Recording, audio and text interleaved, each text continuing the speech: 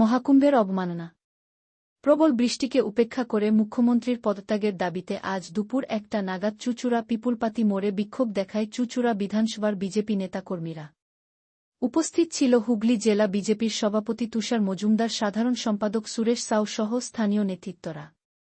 এদিন বিক্ষোভের জেরে ৩০ চুঁচুড়া হাসপাতাল রোড অবরুদ্ধ হয়ে পড়ে। এরপরে চুঁচুড়া থানার পুলিশি হস্তক্ষেপে বিক্ষোভ থেকে সরে দাঁড়ায় বিজেপির নেতাকর্মীরা। আজ এই বিক্ষোভে মুখ্যমন্ত্রী মমতা বন্দ্যোপাধ্যায়ের কুশপুতুল পুড়িয়ে এই বিক্ষোভ করেন ভারতীয় জনতা পার্টির কর্মী সমর্থক বৃন্দরা।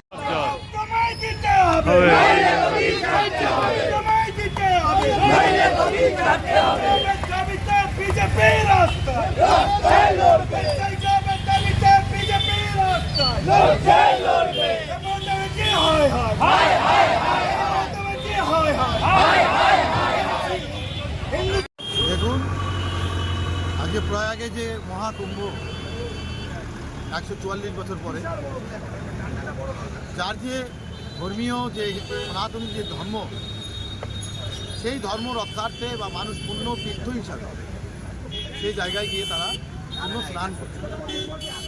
এবার সেই জায়গায় দাঁড়িয়ে এই রাজ্যের মুখ্যমন্ত্রী, যিনি কিনা ছোট ছোট পুজো, সেই পুজোতে মানুষ মরে, যে তার রক্ষণাবেক্ষণ করতে পারে না, সে তার দিকে ইস্যু তুলছে, বলছে ওটা মৃত্যু কুম্ভ।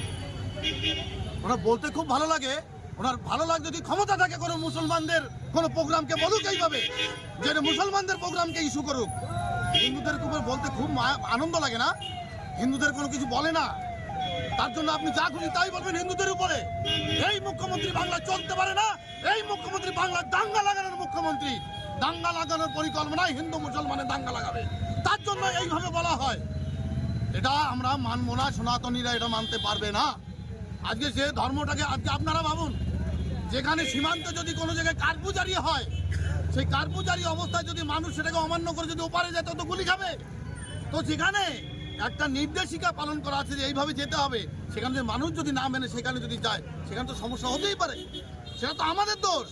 সেখানে কোনো জায়গাটা ঈশ্বরের দোষ হয় না, কুম্ভের দোষ হয় না। আর সেখানে উনি মহাকুম্ভকে কি বলছে, ওখানে মৃত্যু কুম্ভ, আর বলছে ওটা ব্যবসা, ধর্মীয় স্থানে ব্যবসা তৈরি করছে। তাহলে উনি কি করছে যেসব জায়গাগুলোকে? আগে নিজেকে প্রশ্ন করুন মাননীয় মুখ্যমন্ত্রী, নিজেকে প্রশ্ন করে তারপরে হিন্দু ধর্মের উপর আঘাত করুক, তবে বুঝবো উনি মুখ্যমন্ত্রী। পারুক না অন্য ধর্মকে আঘাত করে? কোনোদিন পারবে না, কারণ ভোটের রাজনীতি করলে এই মুখ্যমন্ত্রী ভোটের রাজনীতি করে, আর তাছাড়া কিছু নয়, দাঙ্গার রাজনীতি করে মুখ্যমন্ত্রী।